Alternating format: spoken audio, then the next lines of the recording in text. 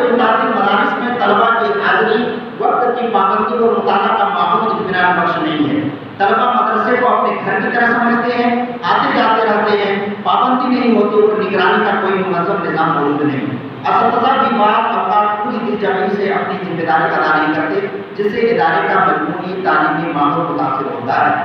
Number 5، طلبہ کے مستقبل سے بے یقینی۔ جھارکھنڈ کے اکثر طلبہ ڈگریوں کی مقبولیت اور تسلیمیت کے بحران سے دوچار ہیں، چونکہ صوبے میں کوئی بھی مدرسہ، جامعہ سرکیہ بلاد، AMU جامعہ ملیہ جیسی یونیورسٹیوں سے منسلک نہیں، اس لیے یہاں کی ڈگریاں سرکاری یا تعلیمی سطح پر تسلیم نہیں کی جاتی۔ نتیجتاً طلبہ مستقبل کے حوالے سے ایک میں مبتلا ہوتے ہیں اور جھارکھنڈ کے مدارس کو ترجیح نہیں دیتے۔ زبان اور املاک کا مسئلہ، جھارکھنڈ میں مختلف مسئلہ جیسے دیوبند، جامعات، DAV میں فرقہ بولی جاتی اور فرقہ تبدیل ہے۔ اسی طرح ساحلگنج اور پاکو میں بنگلہ کلچر اور بنگلہ زبان بولی جاتی ہے۔ اس لسانی تنوع کے باعث دینی مدارس میں اردو زبان کا ماحول نہیں بن پاتا، جس سے طلبہ کی تعلیم استحکام متاثر ہوتی ہے۔ کیونکہ دینی تعلیم میں اردو ایک بنیادی زبان ہے، اس کی کمزوری براہ راست شعبے پر اثر انداز ہوتی ہے اور اسی بنیاد پر بچے اتر پردیش وغیرہ صوبوں کا رخ کرتے ہیں۔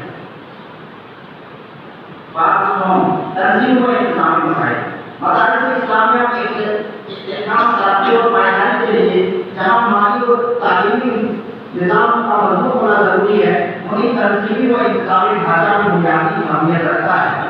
اگر نظم میں استحکام، اخلاق، شفافیت اور تعاون نہ ہو تو بہترین نصاب، مخلص اساتذہ اور وسیع عمارتیں بھی دیر کا فائدہ مند نہیں ہوتی۔ بدقسمتی سے صوبہ جھارکھنڈ کے بیشتر مدارس تنظیمی اور انتظامی کمزوریوں کا شکار ہیں۔ یہ کمزوریاں وقت کے ساتھ مدارس کی زبان، بد اعتمادی اور انتشار کی شکل اختیار کر چکی ہیں۔ ذیل میں ان مسائل کی تفصیل پیش کی جا رہی ہے۔ نمبر 1، انتظامی کمزوری اور غیر منظم ڈھانچہ۔ جھارکھنڈ کے اکثر مدارس کسی منظم نظام یا تحریری دستور کے تحت نہیں چلائے جاتے۔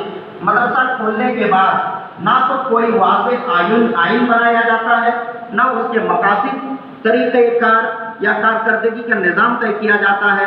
اساتذہ، طلباء اور منتظمین سب اپنی اپنی سطح پر کام کرتے ہیں، مگر کسی منظم نظام یا نگرانی کا وجود نہیں ہوتا۔